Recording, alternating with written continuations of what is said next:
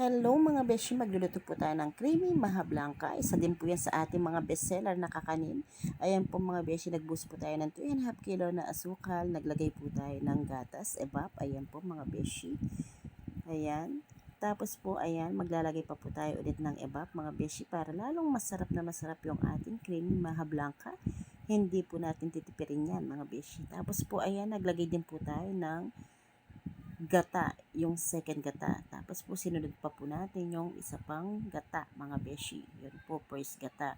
Tapos mga beshi, minekos-mekos po natin yan. Yung unang video po, hindi lumitaw yung isang unang paglagay ng evap. Bali, ang linagay po natin evap dyan mga beshi, tatlo para po malinamnam. Kaso po hindi na video, hindi lumitaw sa video, hindi po namin siguro napindot.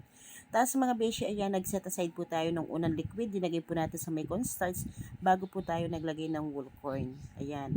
And then mga beshi, ayan, nung kumulo na po siya, ayan na po yung luto nating creamy maha blanca mga beshi. Ayan po, simpleng luto ng creamy maha blanca.